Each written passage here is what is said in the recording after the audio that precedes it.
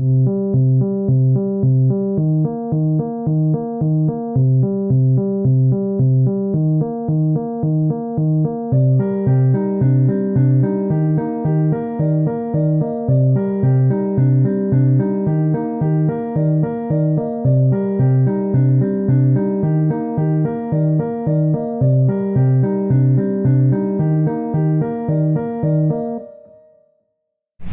everybody, and welcome back to the Information Paradise podcast. This is episode number 33, and today we have a returning guest. It's Mr. Nick. Introduce yourself, Nick. We're going to talk about meditation today. Hi there. So on my journey, I've been meditating for a while now. I would say a good 2 years is where it started seriously. It first started with a Vipassana retreat in Wales, January 2020.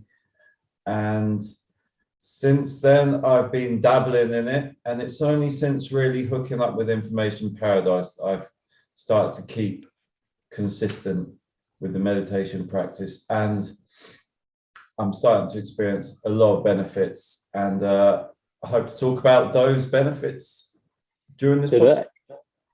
Yeah. All right, so meditation, we're going to go all the way down deep into this topic. We're going to start off with what is meditation. And we talk about the common difficulties, how it affects our life, and so on. So let's first talk about what is meditation. All right, well, the most simple form of meditation is what I call the do nothing method, which is where you literally don't do anything. And so it's like a little rest for the mind, which usually is working all day long, just to sit and be, just to be, not doing. We do all the time, always doing.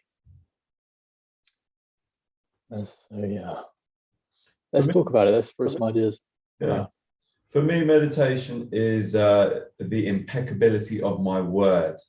So meditation is going to a place that is beyond words, beyond sense of right and wrong. It is a sense of nothingness. And in that nothingness, I find my sovereignty. I find my impeccability.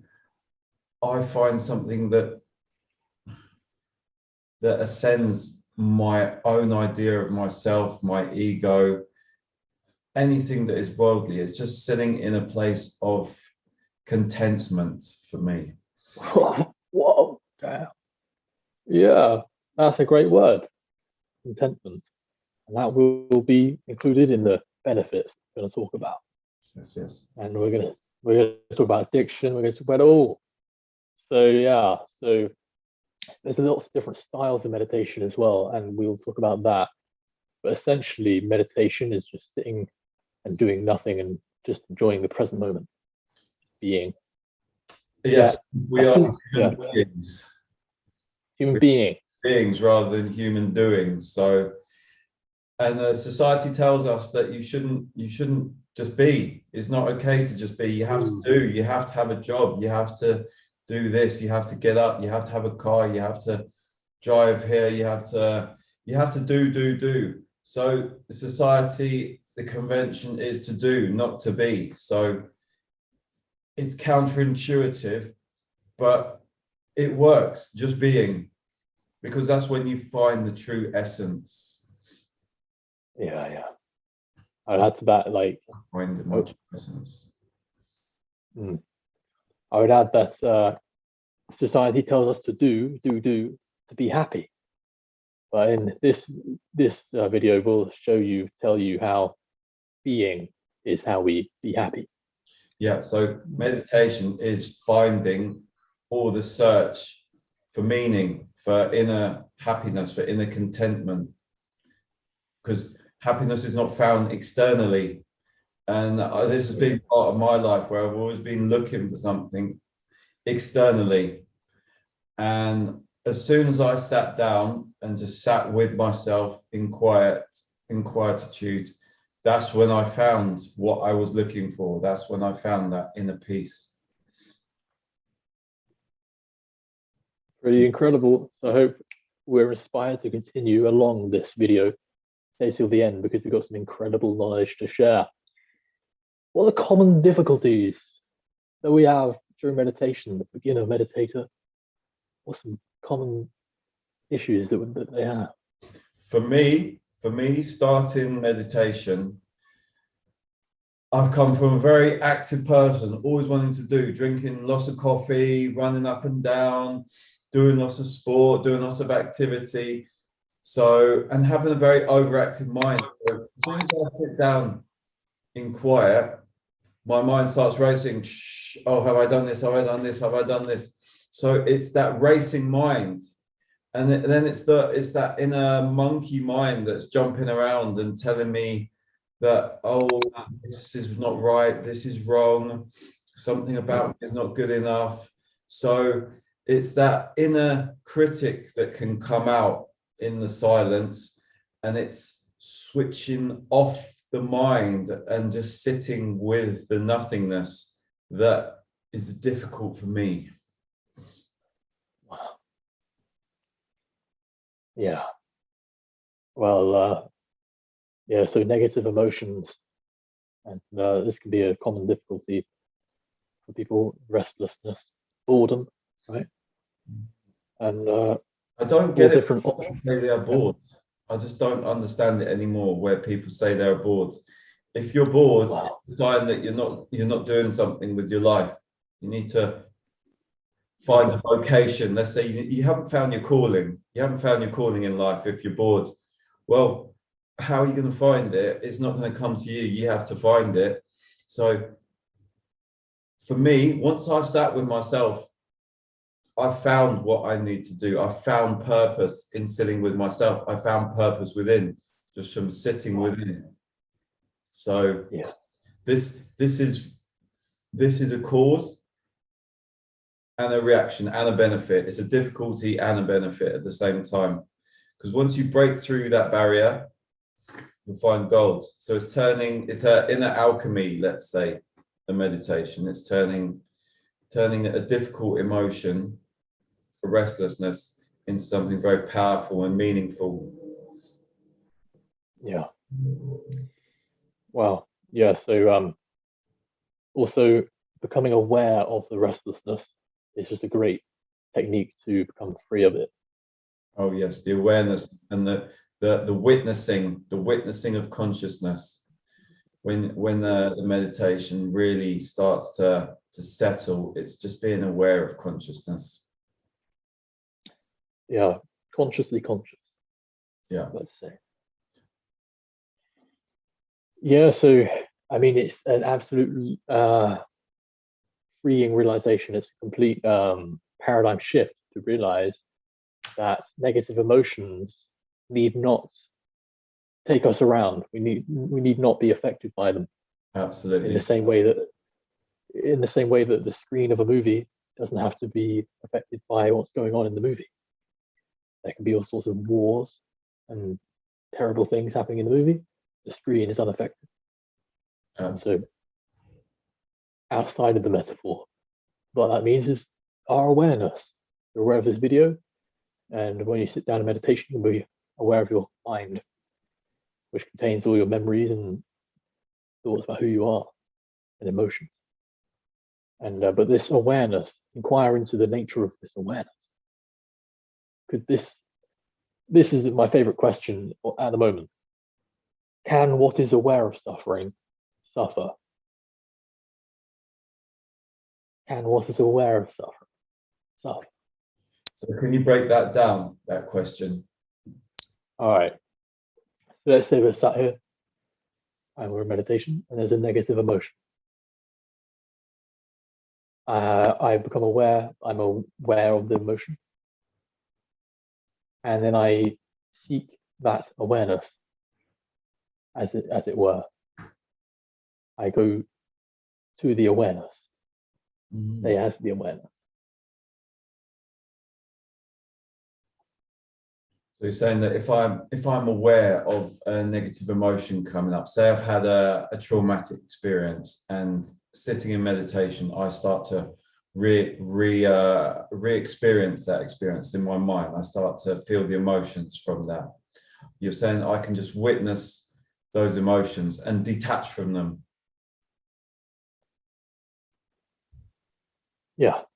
So you can realize that you are the one who is aware of it. Yes. You are the one, and then be that one. And the way we realize the nature of that awareness, which is pure peace, is just by being it consciously. Yeah, yeah. So basically, I don't have to. I can learn to deal with negative emotions because I realize they don't define me, and they're just a part. They're an old, outdated software. Let's put it that way. It's an old, outdated software, and I can simply erase it from. Well, maybe I can't erase it from my hard disk, but I can leave it in the background somewhere and focus on a new updated operating system, which I believe that meditation is updating your software basically. Because think about it, we're filling ourselves up with so much garbage and so much negativity and so much outdated nonsense. Yeah. And the meditation is like a reset, or it's like a Control Alt Delete reboot, and then installing a new operating system. It might not be the top one, but it's going to be an elevated version, and it's going to be, if we keep it a consistent practice, is constantly updating. Yeah. Baby steps potentially, or maybe great leaps, depending on how consistent and how dedicated you are to the meditation practice. And we'll talk about that as well. Seriousness is key. Just a note on the being aware of negative emotions, which is a common difficulty people have. What I'm talking about and what usually happens is the difference between watching a tornado rip apart a town and being inside a fucking tornado, being inside that. Yeah. You know. Yeah, man. And so when we're looking at a tornado and it's ripping through the town, we can kind of look at it in awe and interest and fascination, even though it's like an objectively negative thing, we might say. Sure. And so when we're suffering, we're going to watch the suffering in the mind. And yeah, and that's how we can learn about our mind as well. Anyway. And also, yeah, so I think it just people, because people don't know what meditation is. Yeah. Or they think maybe it's a new agey kind of weird practice. People might be adverse to settling into it. And I'm sure meditation's been around for thousands of years. I'm pretty positively sure that has been the case. And I know Egyptians would have sat in meditation, and Mayans and Toltecs. So yeah, I can say it's a tried and tested practice. Oh, for sure. Yeah. And that's another thing, to verify what we're saying, do practice this. And we will have a nice little segment at the end where we're going to meditate. You can join in. Oh, great. I look forward to that. So just to recap, if there's negative emotions and being pulled around by the mind, just watch it. And that will tell you that, you know what, experience it. How meditation affects different areas of our lives. This is the next topic. All right, interesting. Yeah, so as we were coming up with the topic. How does it affect? What are the benefits you have seen, or how has it affected? Let's not say benefits. How has it affected your life in a positive way? Right. So without meditation, the mind, I have found, is like a tornado. Yeah. And having a tornado in the head, in the mind, I mean, what does that result in? It results in my case, poor food choices, Yeah. You know, being socially anxious. Yeah. You know, but imagine if you lived in the eye of the volcano. Yes. Eye of the volcano, eye of the tornado, and You're absolutely yeah, right there. When you make a one conscious decision, it has a knock-on effect, and you're going to make more conscious decisions. If I'm consciously sitting in meditation every day, it's not just that one practice I'm going to do. It's somehow going to seep into other areas of my life, and I'm suddenly going to be conscious about what I put into my body, what I put into my head, who I associate with, what I put through my optic vision, what kind of things I'm watching on television, if I'm watching television or movies, what I'm listening to. So it's going to create a whole new vibratory effect on my being, and I'm going to be resonating on a different frequency. So let's take the law of attraction. I'm going to start attracting that which I am doing, which I am embodying. So if I'm embodying consciousness, I'm going to start attracting consciousness into my vicinity, and people may not know it, but they'll subconsciously be attracted to my consciousness because it's cleaning, it's detoxing, it's balancing out, and they'll be attracted to that. And you can use that for what you want. And that is a great effect. I think that's a very positive thing, and it's a very subtle thing, and it's a very beautiful thing. In anybody, we love to see the life in their eyes. Yeah. We love to know that there's someone in there. Hello, right? And what I mean by that is the higher our consciousness, how higher our level of consciousness, the more aware we are in the present moment, the more here we are. It like you can tell when someone's there, when someone's alive. Yeah. But in contrast to people who, for example, eat poor food or don't meditate and fat, it's just a deadness. So when you say fat, people who masturbate. Yes. Yeah, I mean, that is very, very unconscious. I don't know how anyone would masturbate consciously necessarily. Yeah. I think that would take great dedication, and that's probably a tantric practice, which I'm sure that would be a tantric practice. Years of practice to become a conscious masturbator, if there is such a thing. But I would class that as and I see what you're saying. It's a negative thing, and it's not in line with. I mean, that is doing the honorable best, isn't it? Trying to embodying and being the best version of myself, and that is through being conscious and embodying conscious practices, which meditation happens to be one of. And that is just doing my honorable best and aspiring to be the best version of myself. And who doesn't want to be the best version of themselves? And I think that is godliness, just being the best version of yourself. You can worship a Jesus, you can worship a Buddha, you can worship Allah. Well, why not just try and be the best version of yourself? And that is honoring God. Interesting.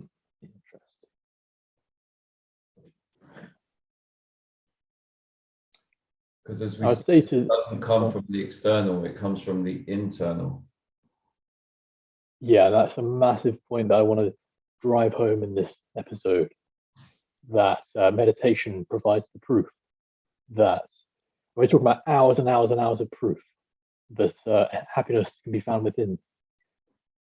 And so I talked about this with our friend Dan, and he was having an urge to masturbate. Okay, we're very much into the no fap thing, and he doesn't want to do this, and he understood that what he's looking for in orgasm is 2 seconds of what could be experienced during an hour of meditation.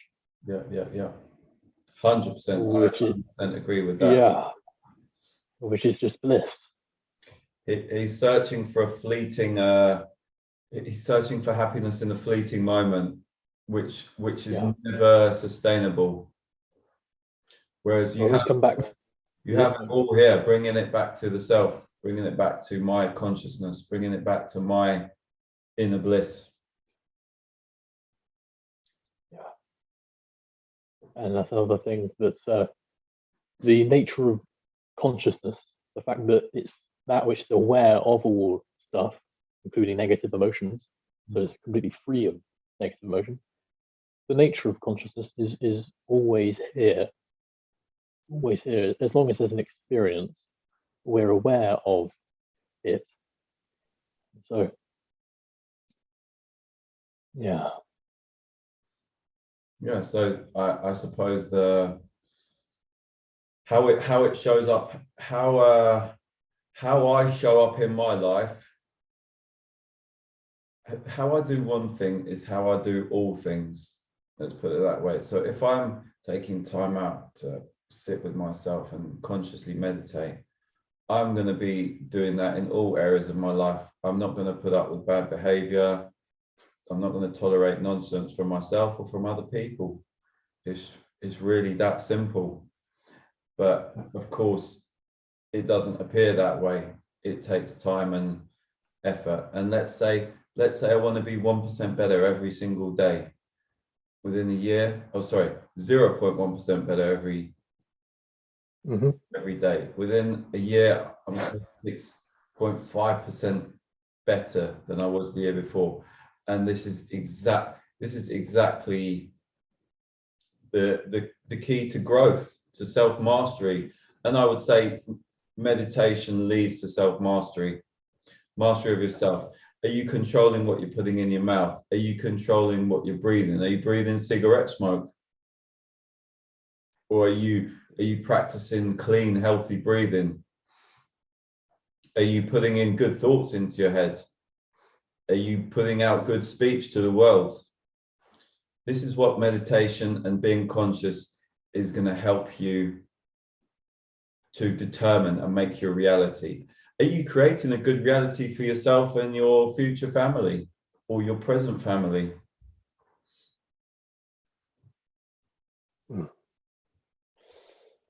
Regarding the person who can't stop fapping, if they were to meditate, and you said it's impossible for them to do it consciously, it's interesting because if they were to meditate, they would see they got a choice. Do I want to masturbate or do I want to have sex with real people? And during meditation, fear will come up. And so we learn how to deal with fear. And where I'm going with this is they don't want to go and meet real women because they fear it. Sure. It's a fear, yeah. And a fear can just be that. It's there is no such thing. It's just your inner fear. It's just there is no such thing as fear, just the word itself. And wow. I believe that if I make a conscious effort to sit down and try to meditate, let's say I'm a person who doesn't know how to meditate, doesn't want to meditate, can't meditate. If I make a conscious effort to sit down and try, I take one step towards consciousness, the universe is going to take 2 steps towards. So we're going to meet at some point. Yeah. You put effort in, you'll get rewarded somehow, some way. It may not be apparent for some time, but this is a selfless practice. You understand? It's selfless. There is no benefit to it. There is no, that is one of the benefits. There is no benefit. So why am I doing this? Could you, before you explain that, I want to say this. Imagine, how could it be possible that one would spend an hour every day with themselves if they hated themselves? Completely impossible. Which speaks to the fact that an hour a day of meditation, or even 20 minutes, will make you love yourself. Yeah. This is very interesting. What do you mean? Yeah, I mean, let's say if I drink a healthy juice, it's going to hydrate my body. That is the benefit. If I go to the gym if I go to the gym, it's going to make my muscles stronger. That is the benefit. If I sit down and meditate for an hour, what exactly is the benefit? I'm not going to get a physical benefit. Yeah, not a physical. It's not. Well, even that's debatable. It's going to be a subtle benefit, but it's not a physical benefit. We're not going to say like, oh, look at that guy at the gym. He meditates like every single day, and his meditation muscles are huge, because it's an intangible thing. Mm-hmm. So the benefits really are personal to the person. Let's say look at it this way. I'm a human. I'm a box of emotions. I'm a box of trauma. I'm a box of USB cables, like thousands of USB cables, all tangled up, all messed up. I want to sit there and untangle all these wires in my house. That takes a conscious effort to sit down and do that. So I'm doing that for some wires. Why am I not sitting down and doing that for my head, for my body, for my soul, for my inner peace? But people don't want to do that. They'd rather focus on the box of wires and focus on buying a new BMW, focus on things that are external and really don't have any relevance to the landscape of inner peace.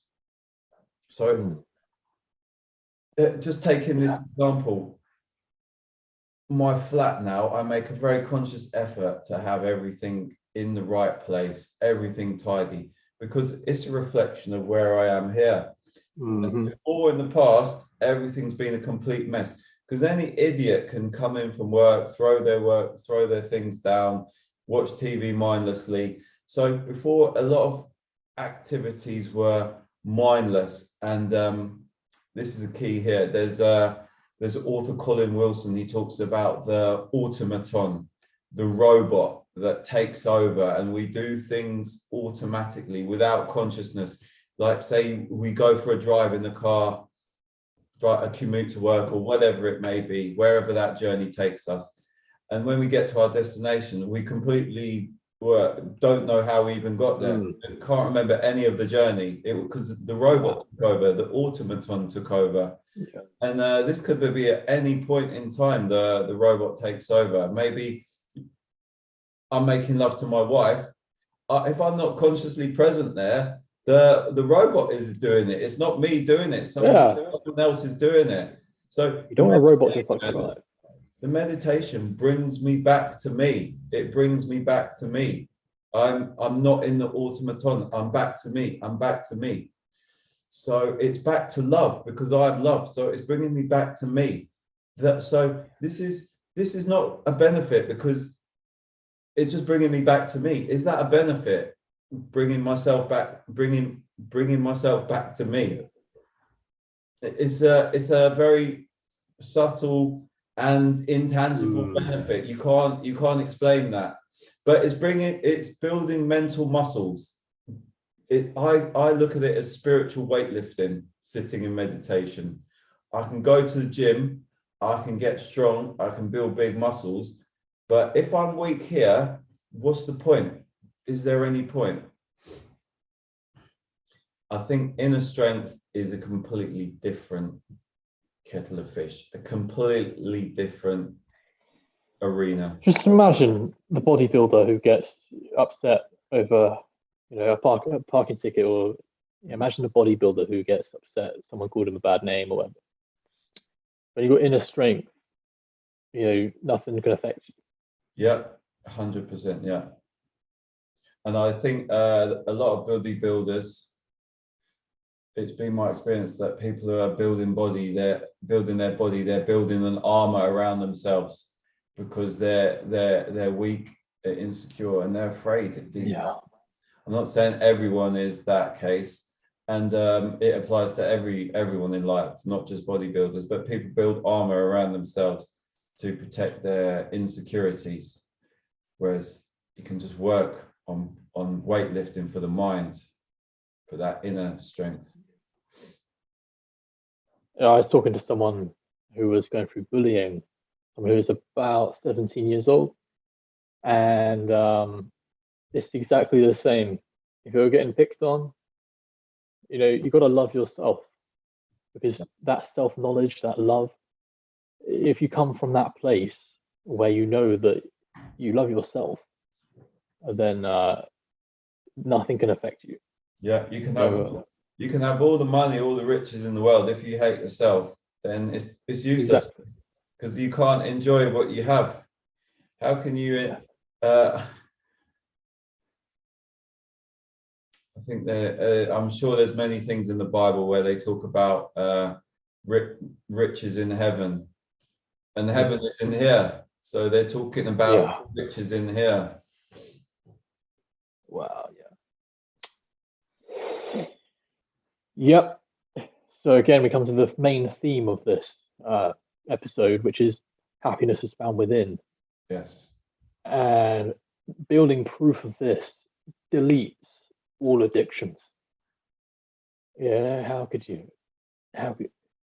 If there's any addiction afterwards, it's just inertia of the. It's just the mind activity continuing on. Yeah. Gradually. Addiction is it's an external manifestation of a search for happiness, and you're never going to find it. That's why you're constantly addicted, because it's just an ongoing process to keep on looking, but you're never going to find one is never going to find it. So there's a constant searching for the next high, searching for the next. It's like you're looking all around the house for your keys when they're in your pocket. Yeah, you're never going to find them until you look within. Isn't that incredible? Absolutely. So yeah, guys, we're going to get onto the practical meditation at the end of this. So get ready. A little bit more theory to go. Let's crack into it. Go for it. So we talked about law of attraction. Just a note on that, meditation clears up the mind, enables us to use our mind better, so we can use it consciously and actually do things at the snap of a finger, which makes thinking about what we want to think about much easier. Yeah. I think the robots often think negatively. Yes. Yeah. I think it's defragging the computer. Maybe not. Oh yeah. Yeah, I think that was what I was looking for. It helps the computer to run more efficiently, like you were saying. Yeah. Like maintenance for it. Yeah. Mind maintenance. You put the best oil. If you have a car, you want to put the best petrol in your car. You want to put the best oil in your car. I mean, your human body and your human mind and your psyche is far more important than those things. Why would you not put the best in them? Why would you not spend half an hour just defragging your mind? I want to point to the mind, but this is not the mind. It's something deeper than that. Maybe it's on a soul level. We could call it on a soul level, potentially. I don't know if that's correct, but let's say it's on a soul level. Yeah, for different people, they'll think about it in different ways. I don't really think it matters too much. Yeah, it's semantics. But yeah, on the same note of cars, it's kind of like, imagine if you were driving along and you've got some problem with your car. You keep driving along, you got like a flat tire or something, or you don't know what's going on. Yeah. I mean, what's happening is like when we sit down and stop and we just chill out, we do maintenance on the car. We look under the hood. And and that happens. This happens automatically while we're just sat there. We don't actually have to do anything. You'll notice the mind sort of giving it self-maintenance. Pretty incredible. In the same way that the body, when allowed to fast, it automatically does maintenance in the body. Yeah, meditation is fasting for the mind. Yeah, I hear that. Meditation is fasting for the mind. Wow, nice analogy. And then fasting is meditation for the body. Yeah. Wow. Super. Bong. Sex life, we've already alluded to, it makes you more attractive. How? Because we love life. We love someone who's living, who's alive, who's confident and Yes. humorous, who's happy. Well, confident in someone who believes in themselves, because they're happy. Yeah. They're happy sitting with themselves. They have the self-love for themselves, Dude. or they believe in themselves. And is that not confidence? Tell me a man who is not confident, who cannot sit with himself for an hour every day. Yeah, it's just not. You've got to be. If you can't sit with yourself alone in a room, then you're just avoiding yourself, aren't you? In fact, most of my life, when I've been into addictive patterns of behavior, I could never sit with myself. I'd always be searching externally for something else. And it came across. I mean, I might have faked being confident. I probably faked being confident, and I was successful in whatever endeavor, but it wasn't a real confidence, and I knew it wasn't a real confidence deep down, and probably other people knew it wasn't a real confidence. And I don't think people are stupid. You can't fake this stuff. You either are content within yourself or you're not. And you can tell the people who are not, because they have addictive patterns, and they're not willing they hurt to other people in the work. They hurt other people as well. Yes, absolutely. Hurt people hurt other people, as they say. And it's very true. I can attest to that. Yeah, insecurity. Back to sex life. What is the correlation between meditation and sex life, other than you becoming a more attractive person? Right. Well, one avenue we can go down is body awareness. When we talk about the actual act of sexual relations, the sacred dance. I mean, when you sat there every day for at least 20 minutes, you're going to develop real body awareness. Oh yes, absolutely. Powerful. And so you can become a fine instrument. Yeah. Powerful stuff. So yeah, that's one thing. Emotional connection is obviously easier as well. Oh yes, connection, absolutely, yeah. If you're connected to yourself, you're going to connect with someone else, and is that what love making is about? Connecting with your partner. Oh man, I mean, yeah. What else? People want to know about attraction. How can I become more attractive? Meditation makes you attractive for the previous reasons. I think the connectedness makes you more attractive as well, because you can connect with yourself, which is one of the very hardest ones to do. It should be like a walk in the park, connecting with other people. Let's think about biologically. So, in terms of Darwinism, the person who is at one with himself, at peace with himself, what does it say about the rest of his life? Yeah. It says that he's probably got a handle on some things. He's probably got a good reputation. He's probably got a good diet. Yeah. And that's what we want to raise our children. Yes. Because that's what we want for our entire species, happy and healthy. Definitely.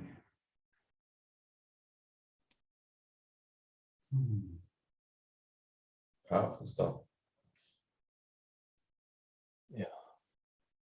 So what's next on the agenda? On the agenda, we have next meditation techniques. Interesting. So my meditation technique is either sitting there doing nothing, sitting there in silence, and that can be beneficial because it can bring up interesting thoughts and challenges, and sitting with them. Maybe sitting up with a very straight back and relaxing into that. So relaxing in and letting go of everything. Or another thing I like to do is stretch out on the floor and do yoga. Yeah. It's as if I'm going to take an hour out of my time just to connect with myself. I'm going to connect with my body at the same time. So I'm getting two for the price of one. I'm getting double the benefits. And I think both are very closely interlinked. And I think it's a perfect complement. Yeah, I like to think of yoga as meditation, but just about moving the body in strategic ways. Yeah. I haven't delved into yoga too deeply yet, so I'm excited to do that. Okay, different techniques.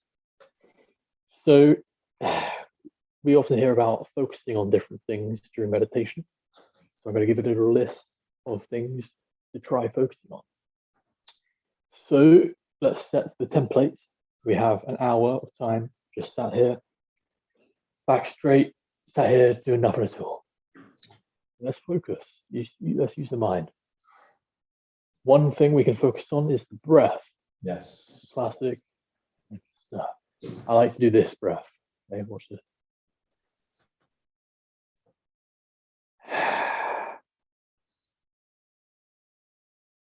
That guy. Try that out. You can't not feel emptied of stress when going.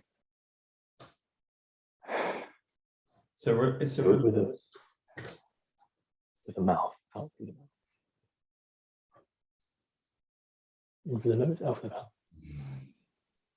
Do what you want. Experiment. That's what I like to say.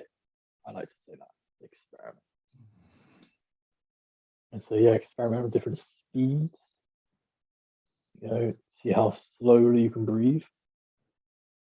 And different lengths of the in and out breath. Maybe you do a long in and a short out. Maybe a short in and a long out. So yeah, you got the breath there. And what does this help to do? It helps to stabilize the mind, because one reason I like to think about is, imagine the caveman times, you wouldn't be able to breathe slowly when you're in a dangerous, stressful situation. Yeah. So it tells the mind that we're in a relaxed situation right now. Yes. And so the mind becomes stabilized. And what does that allow for? To be able to rest in the self without distraction.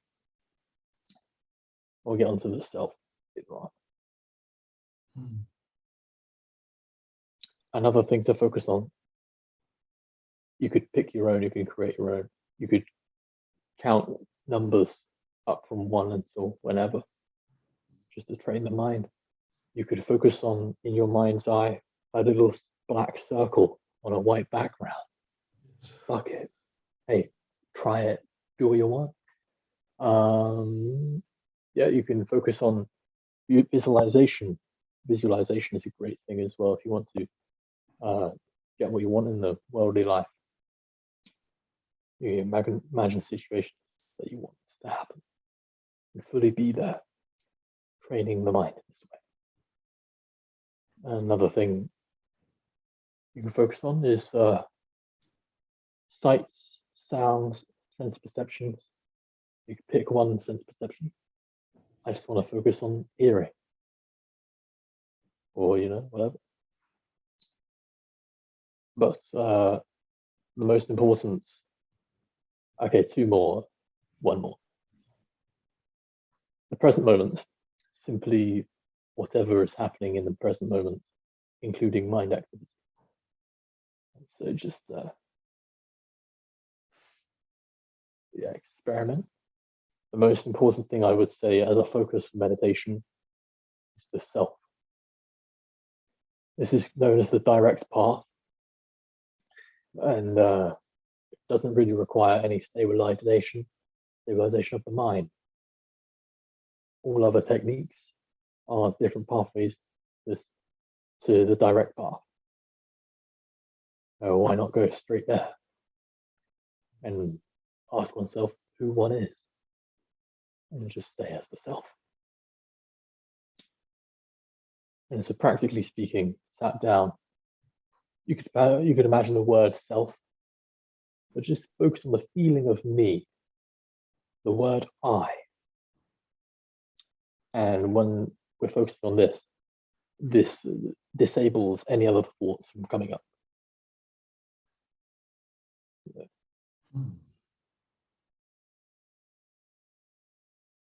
And the better we get at this, the longer we're able to focus on the self deeper, which allows for more knowledge of the nature of the self to be attained. And which is, well, you know, find out for yourself. Yeah, let's not get too deep into that, as I was starting to Yeah. drift. You were leading me into the meditation. I was drifting off, or I was starting to drift off to a very nice place. In fact, a place of inspiration, a place of bliss, a place of letting go. Yourself. Yeah, just love. Yeah, and self. Yeah. It's free. Yeah, just as soon as I start connecting with the breath, that's when I start drifting off. And also, I don't think I ever breathe consciously. It's only when I sit down and start connecting with the breath. And I could be out in public, and that could be a meditation there, just taking time to consciously with my breath.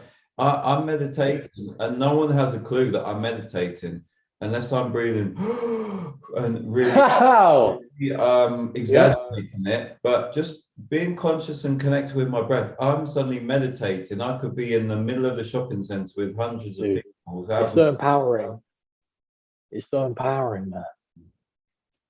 It's just like I can meditate anywhere. So meditation, I could be just a repetitive action. If I'm doing it consciously, suddenly it takes on a whole new meaning and it becomes a meditation. Let's say I'm washing the dishes. When I start doing it very consciously and being very aware of what I'm doing. So it's that awareness in what I'm doing could be classed as meditation, or am I doing it unconsciously? So that's key for me.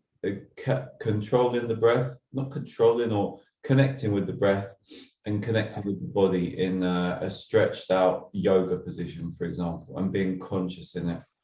That for me is key. The meditation techniques are very simple. Just being aware of what you are doing, of what I am doing. Right, 3 things here. Okay, first thing is, if someone's trying this, we're saying it's simple, and then they're trying this, they're sat down, it's like, this is simple. I feel like a frog in boiling water, right? Just the temperature's being raised up. As the minutes go by, I'm feeling more and more terrible. Well, what I say to you is become aware of that emotion, and then know oneself as that one who is aware, which is just say, I'm having a negative emotion. I'm aware of it. I'm the one who's watching it. Let's investigate who this I is. You know, what's the nature of this I who is watching this emotion? Perhaps I can leave the negative emotion for a bit. It can be there, but I'm not going to focus on it. I'm going to focus on myself. See what's there. See what the nature is. Stay as myself. Second thing is, on talking about washing the dishes consciously. One of my favorite spiritual teachers, Rupert Spira, okay, his friend, he told a story about his friend who has a note, a sticky note in front of their dishwasher, or the tap, what's it called? The basin? Sink. And it says, always remember that you're washing God's face. Yeah. Wow. Interesting. So that's beautiful. And that's a deeper thing. And the third thing is that, as we were saying, we can meditate anywhere, anytime, which leads to the possibility that our entire life can be in a meditation. Yeah. And I would suggest this to be the goal, really. Yes.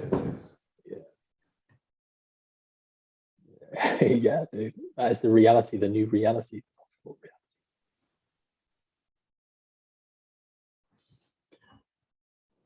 So, next on the agenda.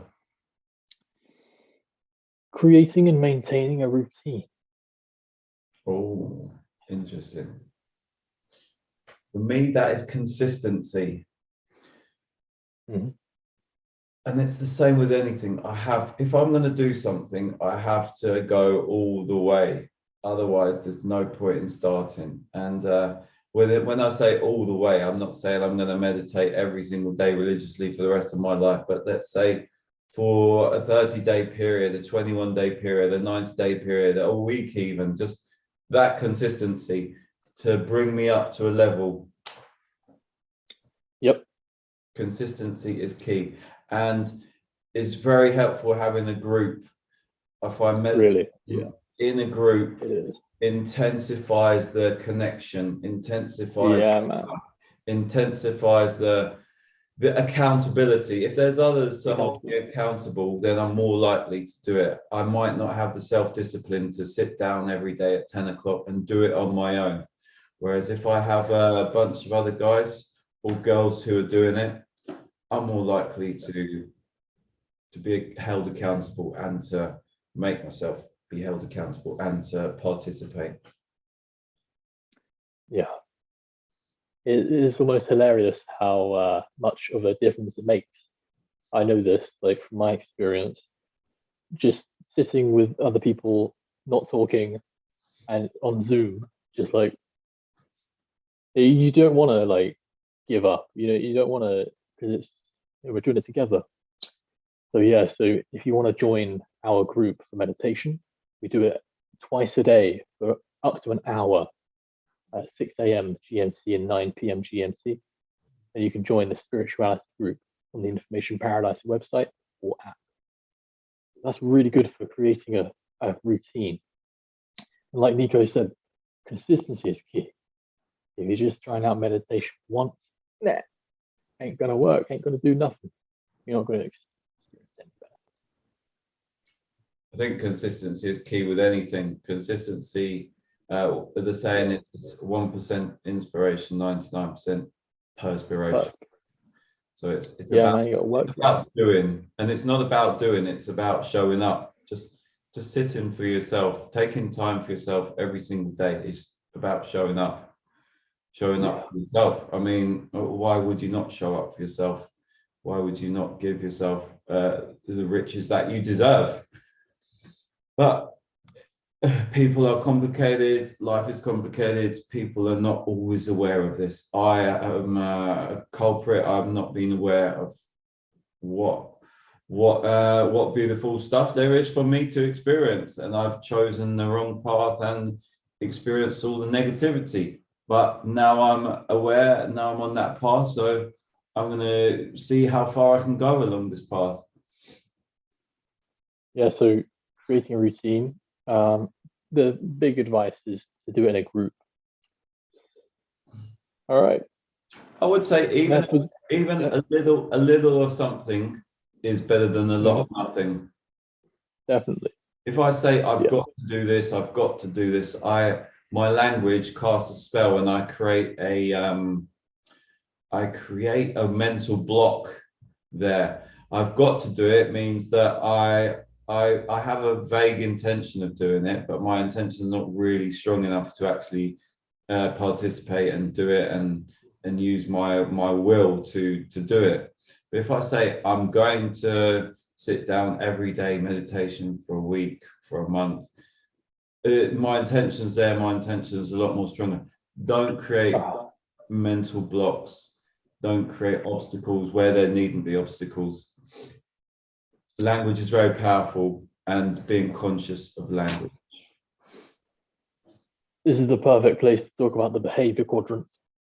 I'm not sure, Nico, you have delved much deep into, but I don't we're going know. to delve into it.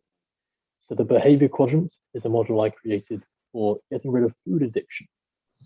And basically, it allows us to add or remove any behavior, any habitual behavior. Behavior quadrant is a mental model for adding or removing any habitual behavior, including meditation. Yeah. And so what we've got to do in order to create and maintain a routine, I really recommend building experience of meditation being a good thing. So that's called good equals good experience, which you can refer to. And this whole entire podcast is that, is part of that. And then build experience of not meditating being a bad thing. First of all, you've got to define the meditation. Meditation is a health. But yeah, so in what situations is not meditating a bad thing? You might, be socially anxious around a woman or whatever. You might chalk it up to not being, happy inside, having a tumultuous mind. Yeah. And in that sense, doing the bad thing is bad. Not meditating is bad. And so building that experience and decreasing experience that tells you that meditation is bad. And what experience would that be like? That would be like listening to other people who say that meditation is stupid.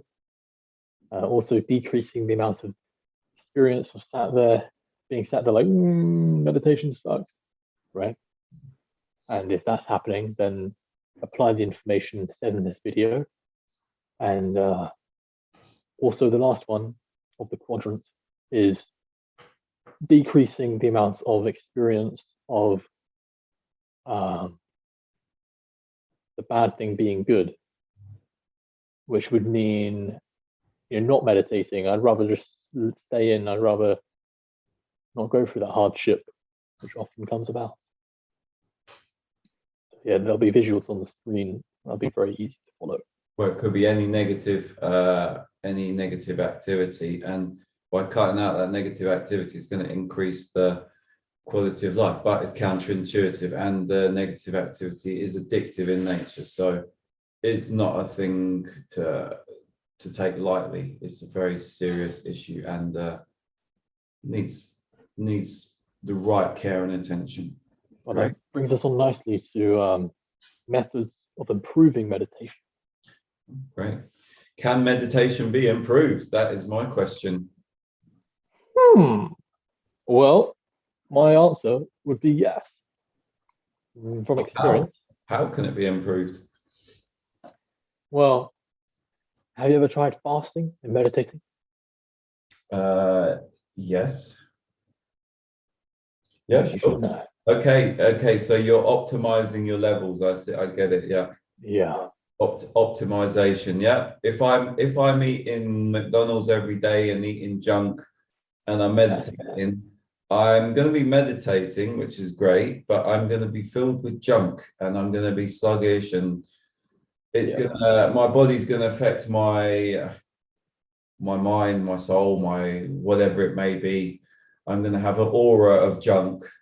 A conscious fast food eater the two don't really go together. And I'm not saying junk food is wrong every now and again, but eat it on a consistent basis, the output is not going to be good. You're going to be looking like the Michelin Man or Mr. Blobby, or a very overweight person potentially.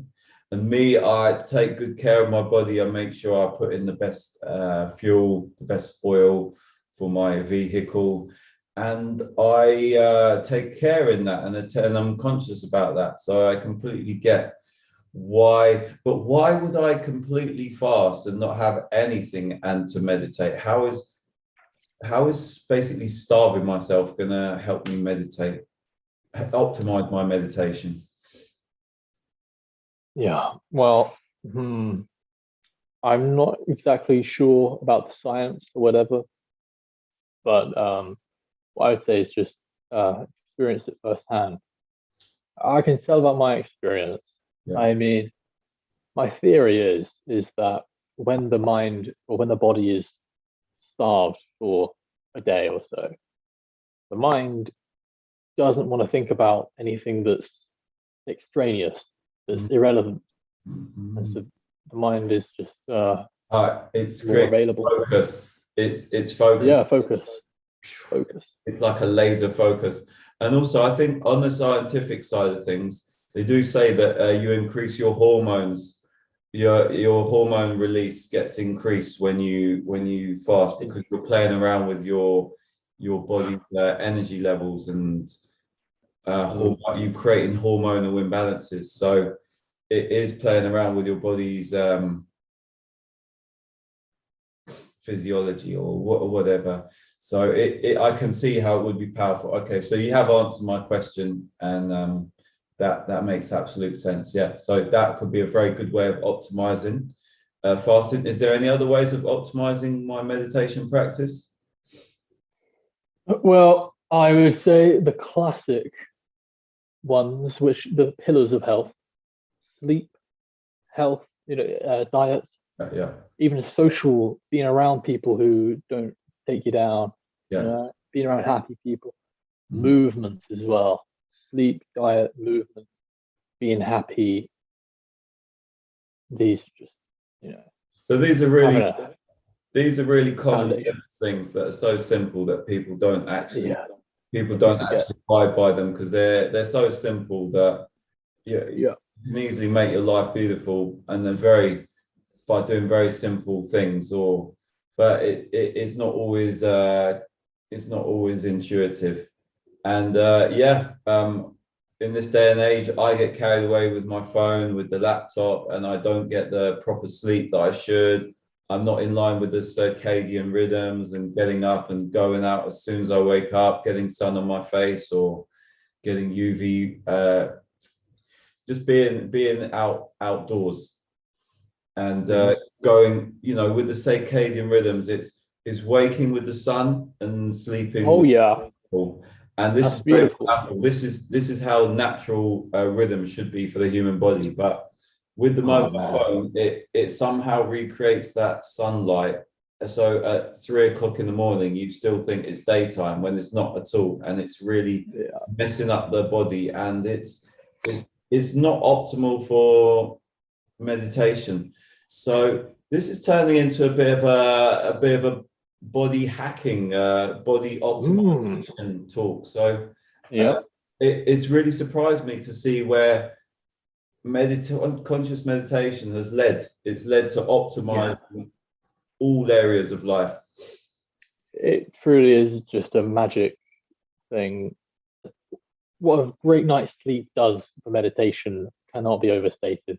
Yeah. I mean, if you're sick of being sat there frustrated, have a nice deep sleep. The mind will just be rested. Wow, interesting. So we've got all these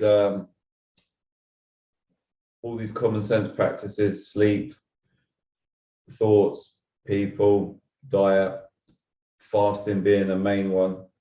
Anything else to add to the list? What about setting? Yeah, it's a great one. If you've got a clean, serene place where you're doing meditation, or if it's all jumbled, and there's fag butts, cigarette butts everywhere, and you've got neighbors shouting, and it's just not a nice atmosphere. You wanna create an aura of peace and serenity. For a beginner, definitely for a beginner. But yeah, see if you can black out the lights. Get a nice black, completely black. That's great. I meditate in this little nook. This little I have my couch, I have my bookcase here. It's really cozy. I've got the window there. I can watch the sky if I want to. A bit of feng shui. Feng shui. The furniture in the room to let the energy flow. And I do find actually this, because if I have a table that's kind of blocking my path where I'm moving around the flat, somehow it's the energy, and it is really true, And I think after we finish this call, I'm gonna do a bit of feng shui, just my own interpretation of feng shui, and move things into their right place, or where I feel they're belonging. You feel they need to go to. Yeah. Oh, so I've already got a benefit of just being conscious in my meditation, and I never would have thought this. It's just being aware of my settings, my surroundings, my my inner landscape as well. It's if you're aware of the inner landscape, you're going to be more aware of your outer landscape. That's a given. So thanks for that. That's really great benefit there. And lastly on this, I'd say things to take away. We've already alluded to cigarette butts, take smoking away. Yeah. Obviously junk food, poor sleep, bad friends, terrible things watching, you know, on YouTube or whatever. Because what it's going to do is it's going to eradicate the mind. It's going to stir up the tornado. Yeah. And although we can be aware of any size of tornado, it's just easier for beginners to have to deal with just a calm tornado. Yeah. Whatever we can do to keep it calm. Beautiful. Great. So what's next on the agenda? Enlightenment and consciousness. Oh wow. Let's give it a deep one. We've gone down into the deep dark depths, the deep light depths, and after this we'll talk about guru recommendations, and then we'll talk about the future if more people meditated, and then we'll do a nice little practice meditation. What is enlightenment? How do we define enlightenment firstly? The way I would define it is becoming aware that we are not the ego, we are not our mind. Yes. We are that which is aware of the mind. And that this one who is aware of the mind is utterly free. So, yeah. Okay. I'm just looking up the definition. Not that makes it right. So the Enlightenment period was ideas of centered around the value of human happiness, the pursuit of knowledge attained by means of reason. go to the second. Well, I don't think that really is necessary. So they say the Buddha was enlightened. So the Buddha came from a very wealthy family, and he gave all. It's a very interesting, isn't it? Because he gave away everything, and basically fasted and starved himself, and I think he ate like a grain of rice a day to find enlightenment. And then he was rescued because he was not in a good place, and he came back he did basically a full cycle, and he realized that it wasn't about rejecting everything. It was just about, I don't know if I'm explaining that very well. No, yeah. And then he chose the middle path. Yeah. So we have these two extremes.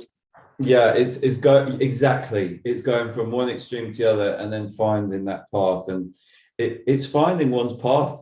It's finding one's vocab. That for me, that's what enlightenment is. It's finding my path. It's finding my calling. It's finding my vocation.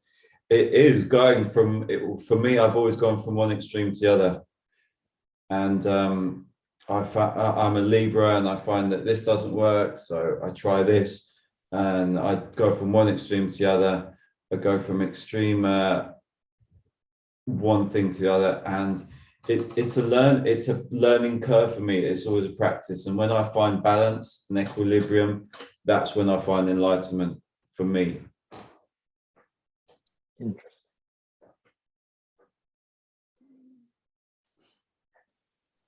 Yeah. Well, what you described there is what I would call self-actualization. Yes. Yeah. Which is where, in my definition, who we want to be is who we are. Yes. Yeah. In the worldly life.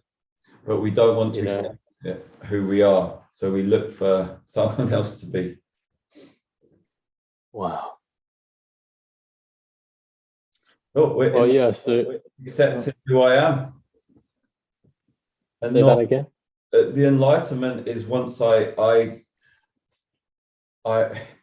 It's like a pea is hidden under all this a UVs. microscopic speck is hidden under a load of Yeah. garbage. Let's say there's a diamond ring and it's covered by a mountain of garbage. I'm just picking off each piece at a time.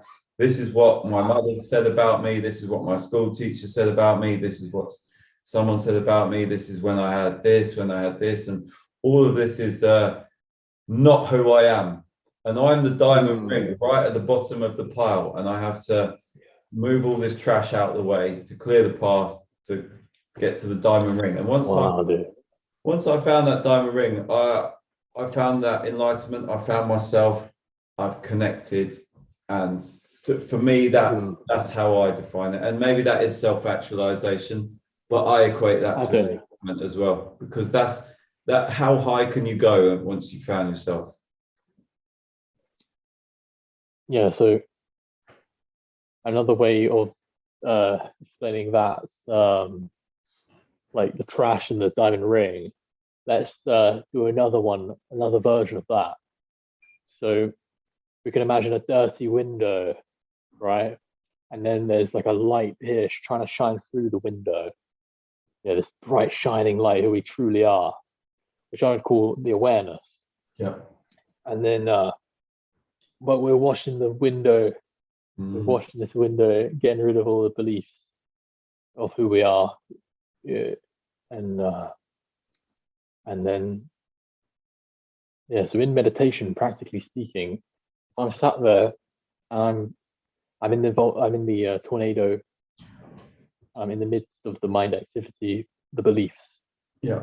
And then suddenly I become aware. I'm aware, and I stay as the awareness, allowing everything to be. Then I feel like I'm a shining light.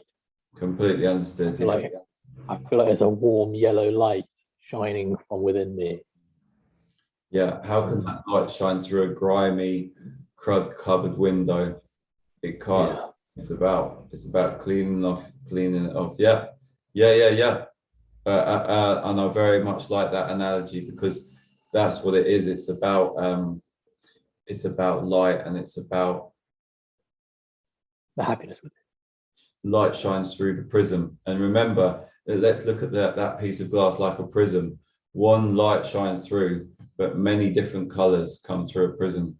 Wow. So that could be an analogy or metaphor for, some say that God is seeing through all pairs of eyes. Yeah. And so one God and many refractions and many So it doesn't only connect me to myself, it connects me to everyone else, and I see everyone else as wow.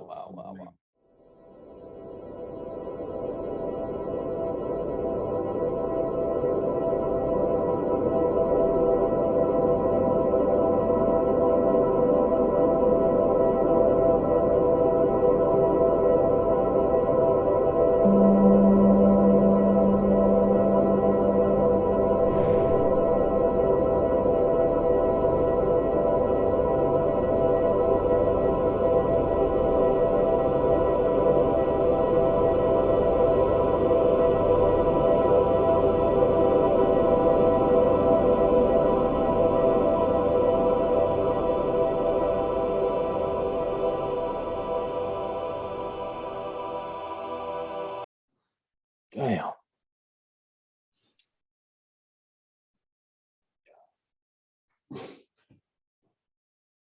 But that is not to be believed. That is to be explored. Yes. See if what we're saying applies to you or is truthful.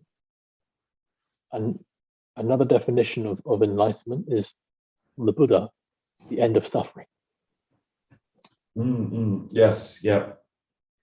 So the Buddha embraced suffering, he endured suffering, and then he accepted suffering, and then he was free of suffering. Yeah.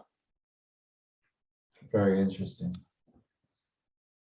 And so some people become enlightened like a lightning strike, like Eckhart Tolle, and most others gradually become enlightened.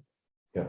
And the way I describe this is frequent meditation daily by doing the following practice of knowing that there is suffering there, there is suffering that I have my mind, and then taking a step back and just keep taking a step back and staying there. And the more we stay in that place, the easier it is to get there next time. Yeah, I hear that. Eventually, we stay there all the time.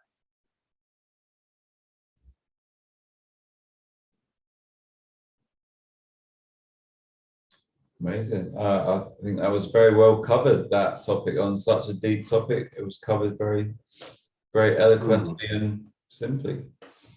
I would like to add another note on the end of suffering point, which is in practice, when there is suffering and we become aware of it, that is actually the end of suffering. Like the suffering, you might still, it's like, you might still see the suffering, it might still be there, the mind activity. Yeah. But when you take a step back, who is suffering now? That's great. I hear that.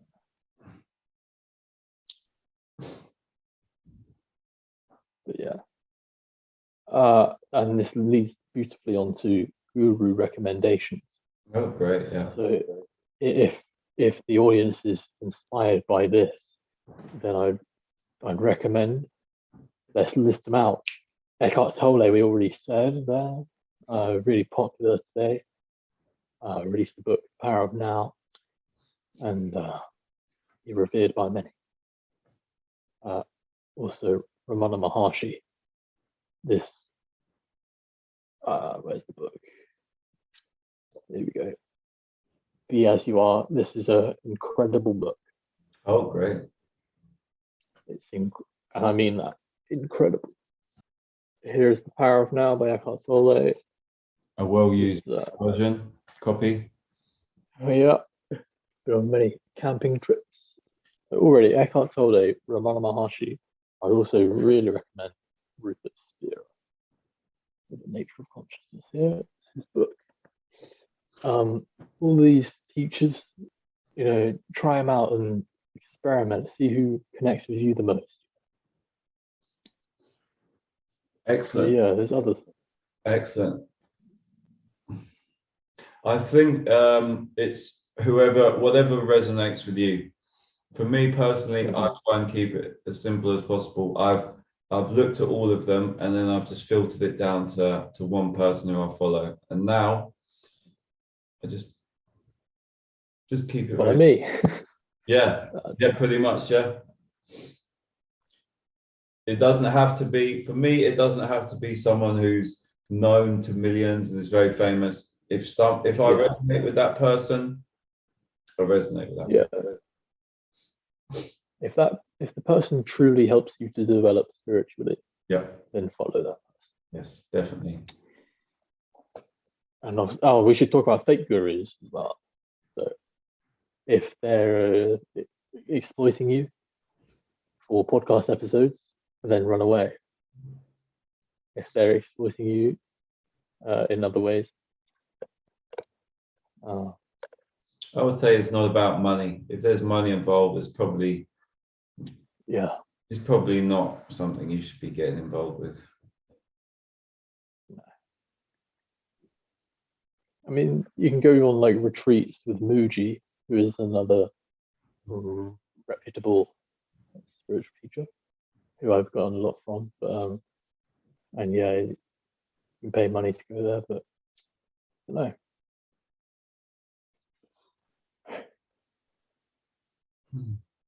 But all you really need, I would say, is just one of these books, really.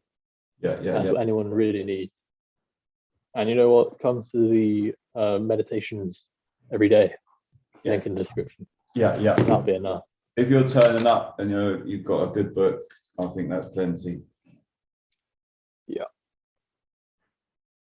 But yeah, fake gurus, make sure that they're happy.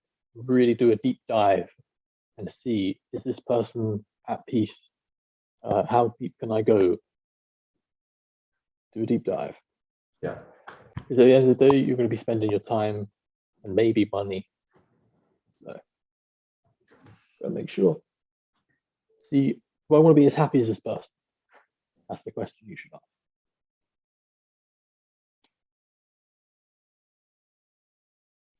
And actually, this goes right back to the first question: what is meditation?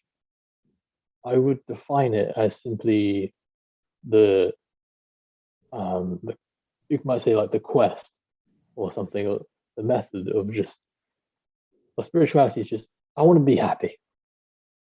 Just I want to be happy. How do I become happy? Yeah. Quest of happiness. And once you find the happiness, it's not that far. It's not far away. It's right. Take a step towards yourself. For me, it was right under my nose the whole time, and I traveled all the way around the globe looking for it. I traveled thousands of miles looking for it, and all the time it was right here. And I wasn't going to find it in another person. It was always within me. And so now I think it's just a case of deepening this knowledge. Yes. But yeah, so that's gurus. Check out Rupert Spira, Eckhart Tolle. Yeah. Oh Jesus! Check out Jesus. Yeah, check out Jesus. You know what? No, he's on the shirt. You can get that informationparadise.com/store. Yeah, that's my favorite t-shirt. Got Salvador Mundi there. Paramahansa Yogananda. Yep. I've heard of this one. Yeah. Even David Data could really give people a lot of value. Great, yeah. Great stuff. Tarun Pradhan is a really good example as well on this channel. Check him out. He does everything for free. He's really, really woke. What's his name? Tarun Pradhan. Tarun Pradhan. Okay. He's amazing, man. He was my first podcast guest. All right. So, the future if more people meditate. Oh, excellent.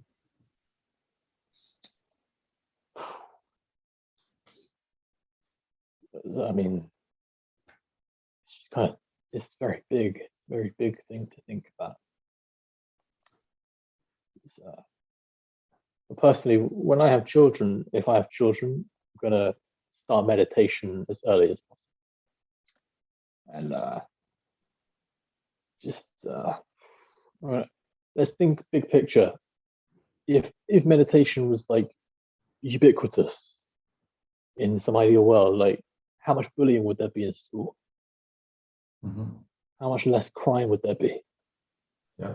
Because we don't need so much. That's another thing. Need disappears when what you have always wanted is found within yourself for free. Mm-hmm. So there's less incentive to do crime. There's less hate because I am you, and that's known. And I love you and everyone else.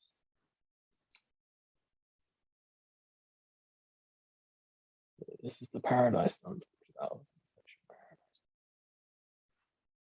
The information. Yes. I think we'd have a more peaceful world and a more conscious world and a more kind world, because people would be more conscious of every act that they do, every action they take. And but I do feel people are becoming more conscious, especially with the whole thing. So I think there's a lot of good to have come out of the whole thing. Yeah. A good thought exercise on this point is to imagine if your entire family or friend group started regular meditation. Yeah. And just how that would make family gatherings perhaps less tense, perhaps less negative, Yeah. Just joy. And we expand that out into society. Less tense when we're walking past strangers. Less negative, and less gossip. Just joy.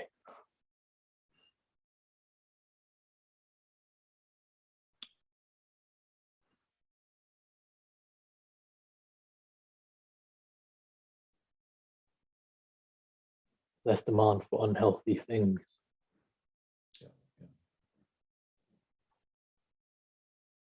Less consumption in general. Less consumption and more production.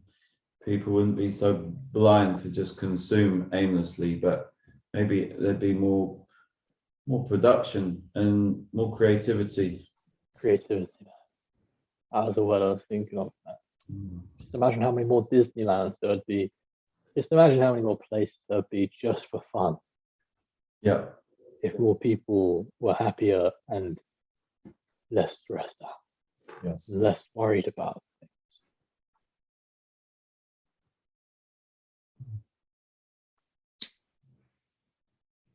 If this sounds great to you, audience, remember that you are a change agent. Each one of us is equally as important.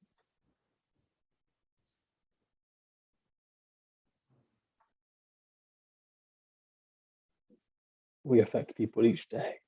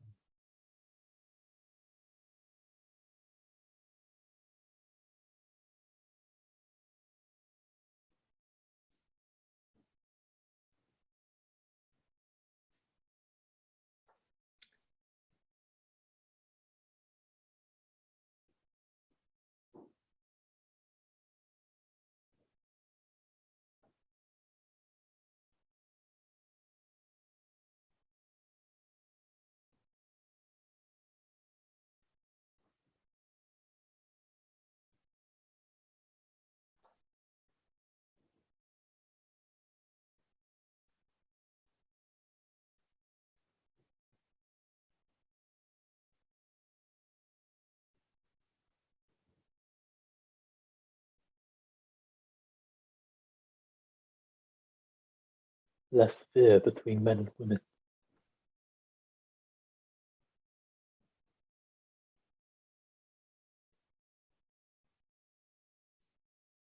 More unity.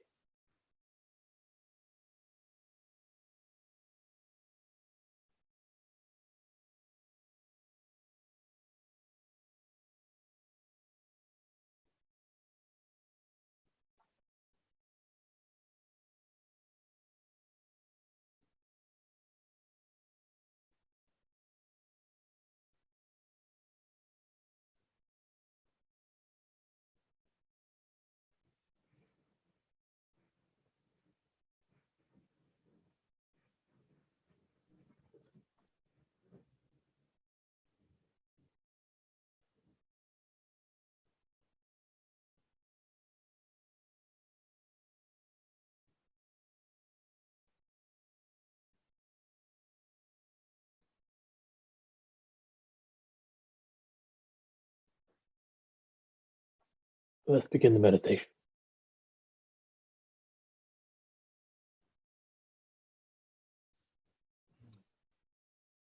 So, get into a nice comfy position, preferably with the back up straight and the eyes closed or open. Easier for a beginner if the eyes are closed.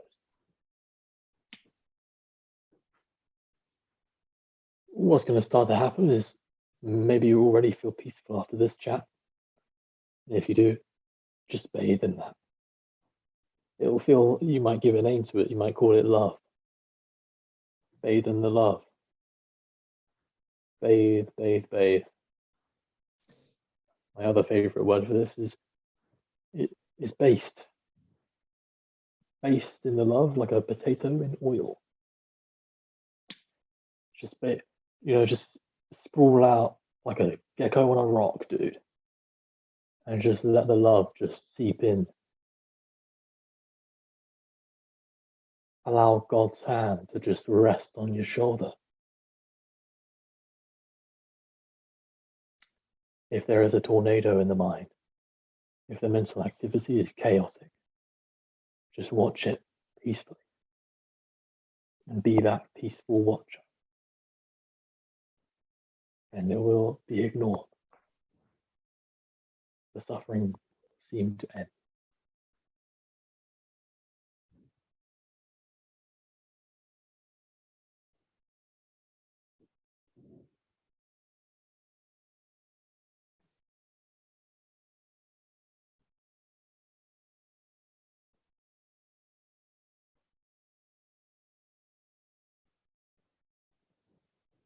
There may be worries.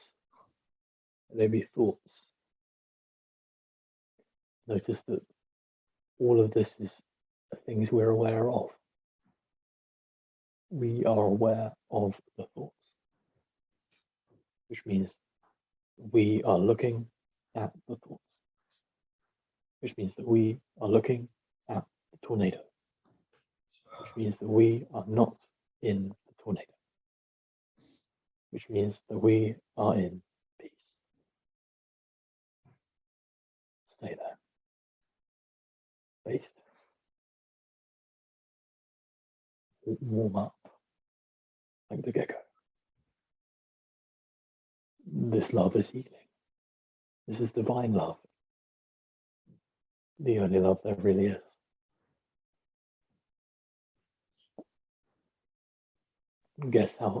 Notice how free it is and how it comes from within.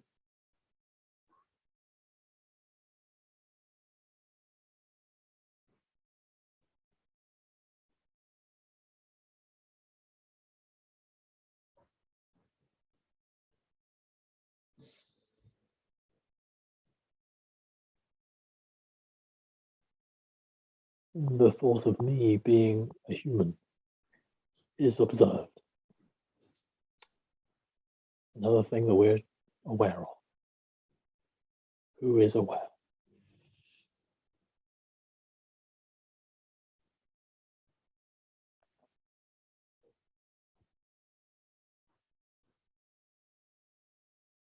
And there is nothing we need to do. We can't stop being aware.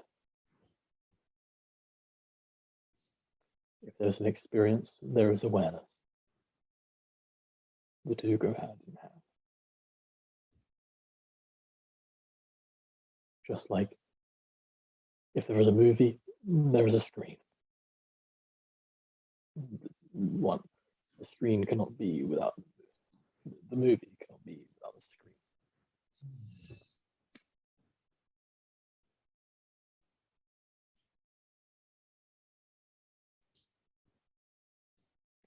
When we focus on the self, we switch the movie off for a second. And the screen stays just as peaceful as it ever was.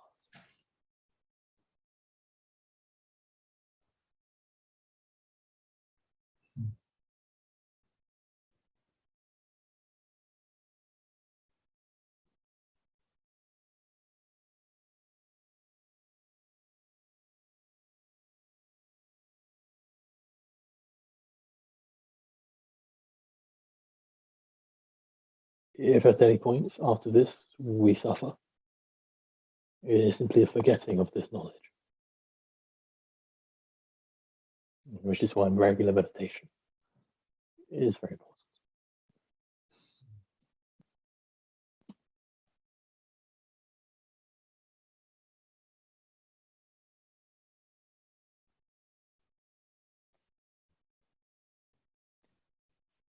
To refill on proof.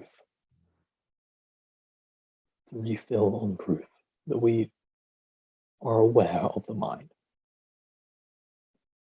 And this we is at complete peace. I'll ask it again. Can that which is aware of suffering suffer?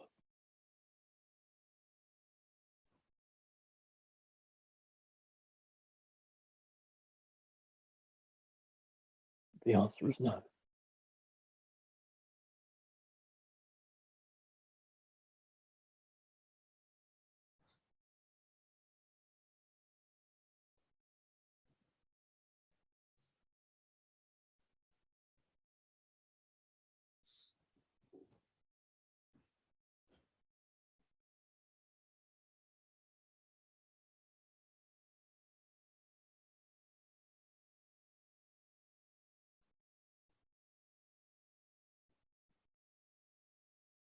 Perhaps one has spotted mind activity which one does not like and that one would like to remove. And then there is also mind activity which tries to remove this. Observe who is trying to remove it, and you'll get right back to the self.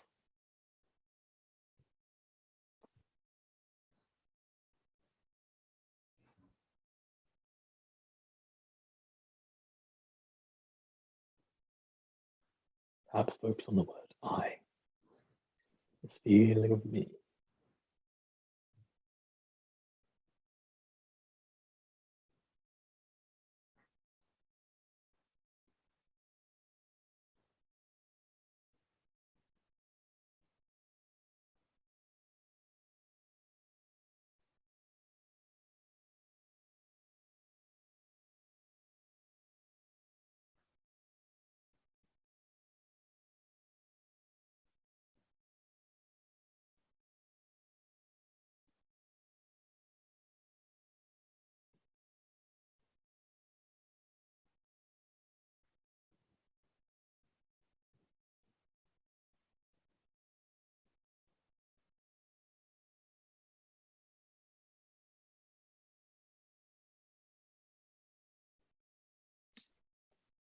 Bathing in the love is healing enough. Trust the process, that it will auto correct everything. This divine love, you might say, heals the mind.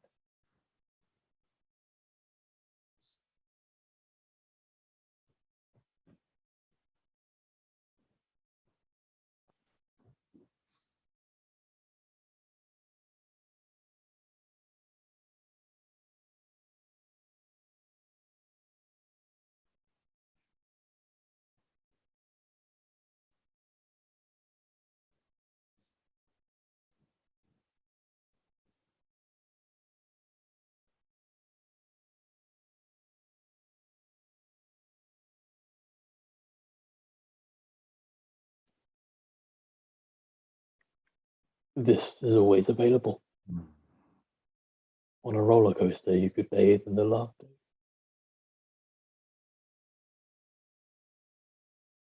This is the message that gurus across time have been saying. This is the good news.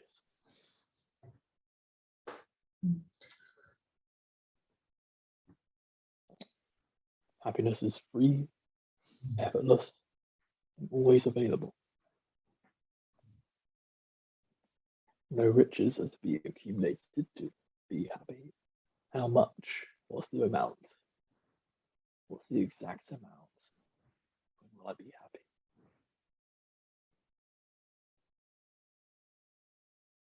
I'll be happy when?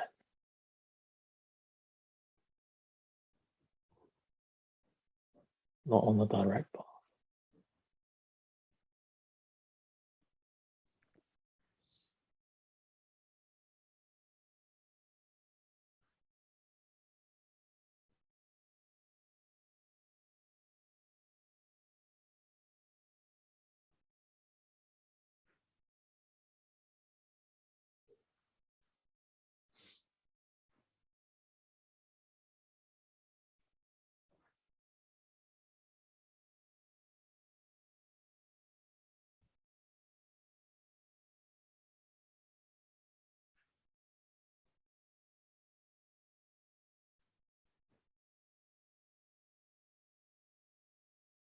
needlessness.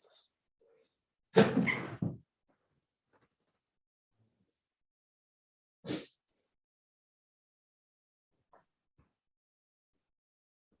point of satiation.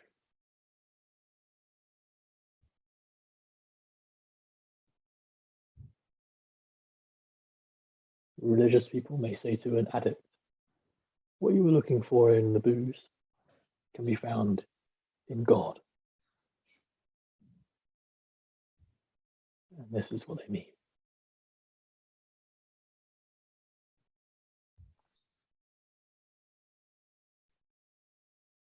The satiation, the relief.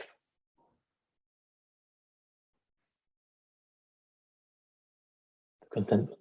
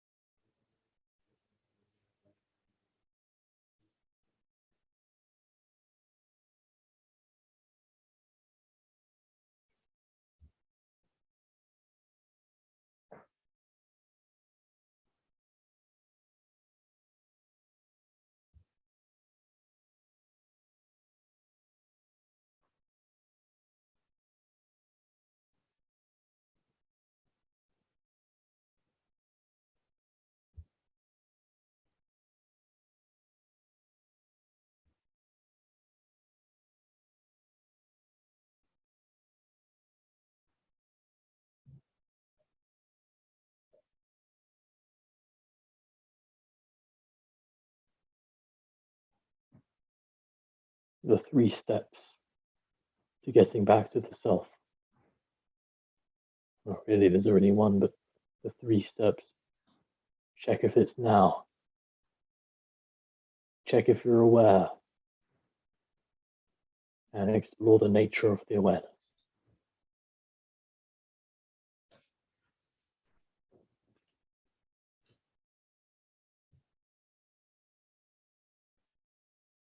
The 3rd step. Can the awareness suffer? Or is the suffering something that I'm aware of? I'm in the midst of my attention. In the midst of. Or can I stand back and realize that I'm aware of it?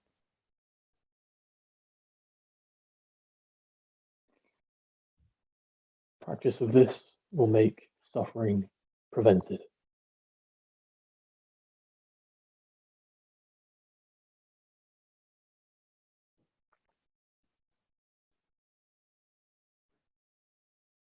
You could say enlightenment is the prevention of suffering.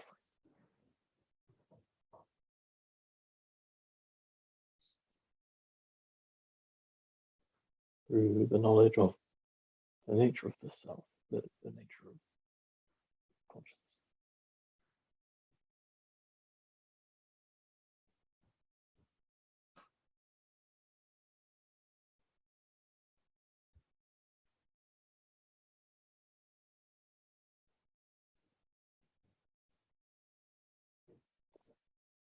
Meditation is a retreat from worldly life.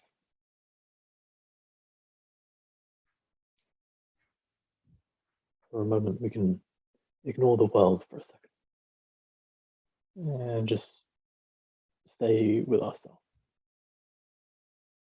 and bathe in it.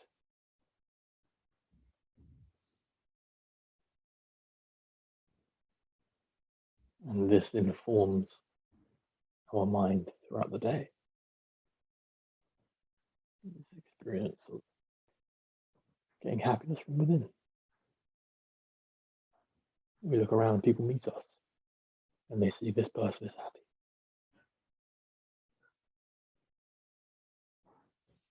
Yes, he has no addictions. Follow.